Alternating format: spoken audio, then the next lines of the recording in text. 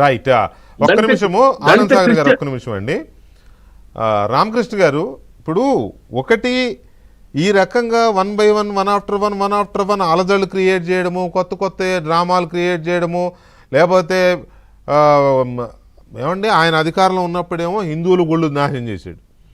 ఆయన ప్రతిపక్షం కూడా ఆయన ఓడిపోయి ప్రతిపక్షమేలే పోనీ మనం కాదని ఎందుకు అనాలి, ప్రతిపక్షంలో ఉండి అధికారం కోల్పోయిన తర్వాత హిందువులు గుడి పునరుద్ధరించుకుంటుంటే దాని మీద ఏదో రచ్చ రావస. పైగా నేను ఇక్కడ మిమ్మల్ని అడగాల్సిన ప్రశ్న ఏంటంటే, కొంతమంది దళిత పెద్దలో సీనియర్లు అనుకుందాం, ఇప్పుడు సపోజ్ హర్షకుమార్ గారు లాంటి వాళ్ళు టక్కున రియాక్ట్ అయిపోతున్నారు. ఇప్పుడు ఆ పాస్టర్ ప్రవీణ్ అప్పుడు కూడా హర్షకుమార్ గారు చాలా హడావుడి చేశారు.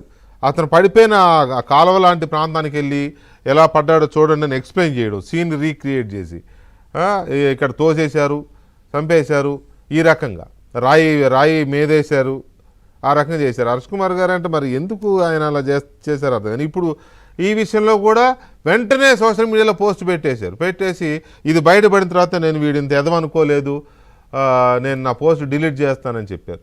ఒకవేళ ఇలాంటి వాళ్ళ మాటలు జనం కొంత ఫాలో అయ్యే ప్రమాదం ఉంది కదా ఒకటి.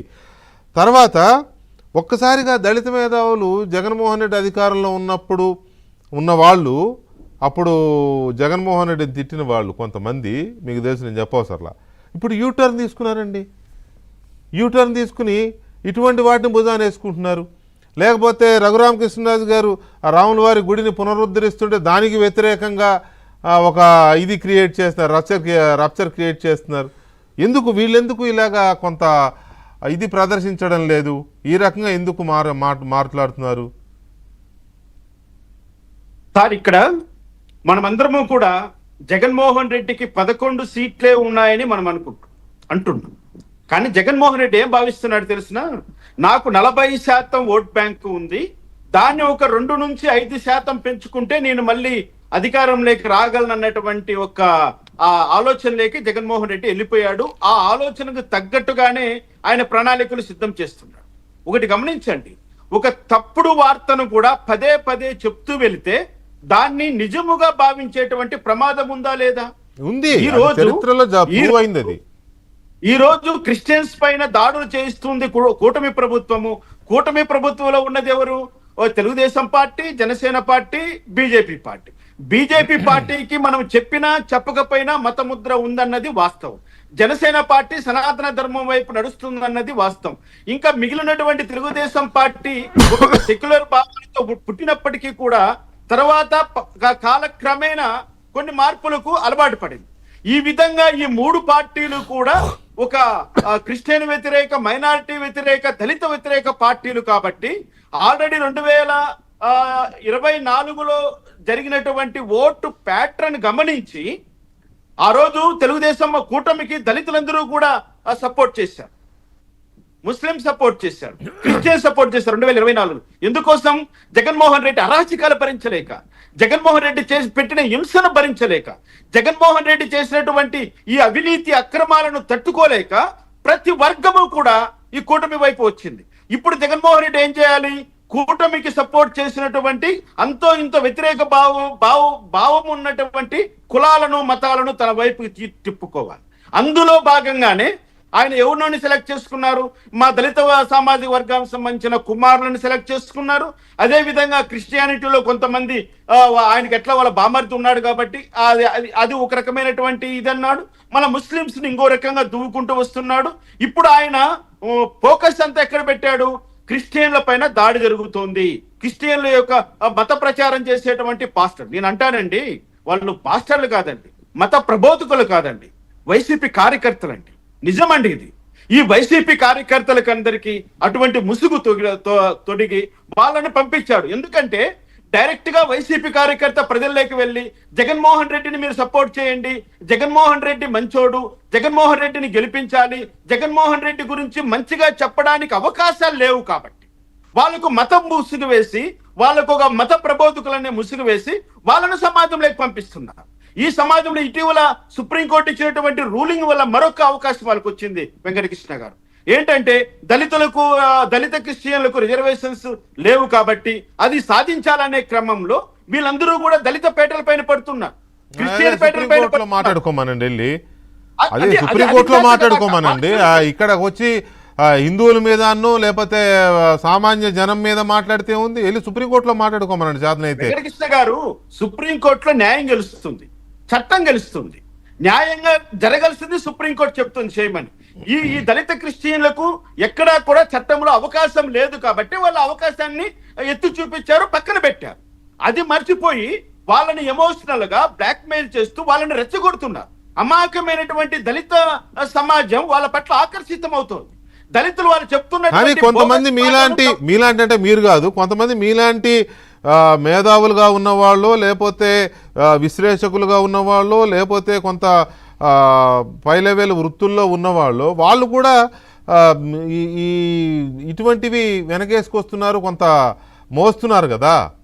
కాదు సార్, ఇక్కడ ఒకటి చెప్తానండి. మేధావులు ఎవరు లేరండి ఇక్కడ. మేధావి అన్నవాడు సమాజానికి హితము చేసేవాడు మేధావి, సమాజాన్ని లా అండ్ ఆర్డర్లో నడిపించేవాడు మేధావి, సమాజంలో శాంతి భద్రతలు కోరుకునేవాడు మేధావి, సమాజంలో అందరూ బాగుండాలి అని కోరుకునేవాడు మేధావి, సర్వే జన్నా సుఖనే భవంతు అని కోరుకునేవాడు మేధావి.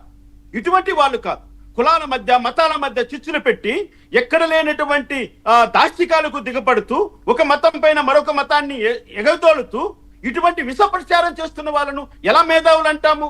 న్యాయం ఏం చెప్తుంది, చట్టం ఏం చెప్తుంది, రాజ్యాంగం ఏం చెప్తుంది? డాక్టర్ బిఆర్ అంబేద్కర్ మేధావులు అనగా ఆయన కాకపోతే అమ్ముడు పోయిన వాళ్ళు అనాలా? ఆ మాట వాడండి, ధైర్యంగా నేను అమ్ముడు పోయిన అంగడి సరుకులు ఇవన్నీ కూడా చెప్తున్నా. నేను ఖచ్చితంగా చెప్తున్నా, జడా శ్రవణ్ కుమారు నేను కలిసి ఎంత పోరాటం చేశామండి జగన్మోహన్ రెడ్డి పైన. ఏ ముఖం పెట్టుకొని ఎలా వెళ్తాడు మళ్ళీ జగన్మోహన్ రెడ్డి సపోర్ట్ చేయడానికి? ఎలా జగన్మోహన్ రెడ్డిని మళ్ళీ భుజాన్ని మోస్తాడు? ఎందుకు మోస్తున్నాడు? డబ్బుల కోసమే కదా. నేను అదే అడుగుతున్నాను. ఒక పూట పస్తున్నా సరే మన ఆత్మగౌరవాన్ని తాకట్టు పెట్టకూడదని అంబేద్కర్ చెప్పిన సిద్ధాంతాన్ని తుంగలో తొక్కి అంబేద్కర్ సిద్ధాంతాలకు తూట్లు పొడుస్తూ ఈ రోజు మీకు కావలసిన డబ్బు కోసం, మీ ఆస్తుల కోసం, మీ యొక్క లగ్జరీ జీవితాల కోసం ఈ రోజు సిద్ధాంతాలను పక్కన పెట్టి నేను ఒకటే అడుగుతా సూటిగా, మీరు పేరు ప్రస్తావన చేయకపోయినా నేను ప్రస్తావన చేసి చెప్తున్నా. జడా శ్రవణ్ కుమార్ ఈ రోజు జగన్మోహన్ రెడ్డిని పొగడడానికి ఉన్నటువంటి కారణం ఏంటి? జగన్మోహన్ రెడ్డిలో ఎటువంటి మంచితనం కనపడింది? ఏమైనా మార్పు కనిపించిందా? జగన్మోహన్ రెడ్డి దళితుల్ని చంపి డోర్ డెలివరీ చేస్తే వాడి మీద భుజాలు వేసుకుని ఊరేగినటువంటి వ్యక్తి, దళిత డాక్టర్ను చంపినటువంటి వ్యక్తి, దళిత మేధావులందరినీ కూడా ఇబ్బంది పెట్టినటువంటి వ్యక్తి, ఇవన్నీ కూడా మన ప్రజల ముందర పెట్టి ప్రచారం చేసి రౌండ్ టేబుల్ కాన్ఫరెన్స్ ఇందులో ఐరనీ ఏంటంటే, మీరు బాగా చెప్పారు, బాగా గుర్తు చేశారు, బాగా చెప్పడం కదా. ఐరనీ ఏంటంటే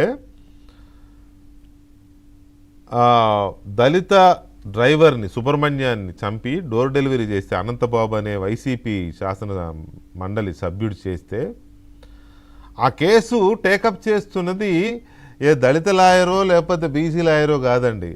నిజానికి కులం అంటగట్టకూడదు కానీ కమ్మ సామాజిక వర్గానికి చెందిన ముప్పాళ్ళ సుబ్బారావు ఎంత కష్టపడుతున్నాడు, కుటుంబాన్ని వెనకేసుకొని, వాళ్ళు పైసా ఇవ్వలేని స్థితి వాళ్ళదని తెలిసినా కుటుంబాన్ని వెనకేసుకొని కోర్టుల్లో కేసు మళ్ళీ దాన్ని ఏమంటారు తిరగదోడించి ఇవాళ వడదెబ్బో పాపం ఏమైందో కోర్టులో పడిపోయాడు ఆయన. కోర్టులో పడిపోయాడు. ఏ దళిత మేధావి, ఏ దళిత అడ్వకేటు లేకపోతే ఇంకొకరో వెళ్ళి ఆ కుటుంబాన్ని ఆదుకునే ప్రయత్నం చేయలా, లీగల్గా వాళ్ళకి అండగా నిలిచే ప్రయత్నం చేయలా. ముప్పాళ్ళ సుబ్బారావు గారు వెళ్ళి నిలబడ్డాడు వాళ్ళతో పాటు. 2 సంవత్సరాలుగా పోరాడుతూ ప్రభుత్వం మీద ఒత్తిడి తీసుకొచ్చి కేసు మళ్ళీ రీఓపెన్ చేయించి చివరికి ఆ సాక్షుల్ని ప్రభావితం చేసే విషయాన్ని కూడా పోలీసులకు ఈయనే చేరేశాడు. ఈయనకు ఇన్ఫర్మేషన్ వస్తే అప్పుడు ఏమైపోయారండి వీళ్ళందరూ. అప్పుడు వెంకటకృష్ణ గారు ఒక్క కేసు చాలండి దళిత సమాజాన్ని మేల్కొల్పడానికి. ఇటువంటి కేసు ఒక్కటి చాలు. ఈ కేసును బలంగా వాదించి బలంగా అనంతబాబును లోపల పడేసిన రోజు జగన్మోహన్ రెడ్డికి బుద్ధి చెప్పినట్లే లెక్క. ఇది జగన్మోహన్ రెడ్డి పడ్డ శిక్ష. ఇది జగన్మోహన్ రెడ్డికి బుద్ధి చెప్పే పనులు మీ వాళ్ళు ఎందుకు చేస్తారు? చేయాలి చేసే వరకు పోరాటం చేయాలి. అదే అంటున్నా. దళిత సామాజిక వర్గంలో ఇప్పటికీ కూడా చదువు రానటువంటి వాళ్ళు అమాయకులు చాలా మంది ఉన్నారు. వాళ్ళను ఈజీగా మ్యానిపులేట్ చేస్తున్నారు ఈ పేటీఎం బ్యాచ్ గాళ్ళు. దాన్ని గుర్తించాలి కూటమి ప్రభుత్వం కూడా. కూటమిలో ఉన్న 3 పార్టీలు కూడా మూకుమ్మడిగా ఈ యొక్క వ్యవస్థల్ని అడ్డుకోవాలి. ఇటువంటి వాళ్ళను అణగదొక్కాలి. నేను అదే అడుగుతున్నా. ఎందుకంటే సమాజం బాగుంటేనే దేశం బాగుంటుంది, దేశం బాగుంటేనే సమాజం బాగుంటుంది. అటువంటప్పుడు సమాజంలో ఇటువంటి అండర్స్టాండింగ్ Right. క్రియేట్ చేసే వాళ్ళను ఎలా ఎలా వదిలేస్తామండి?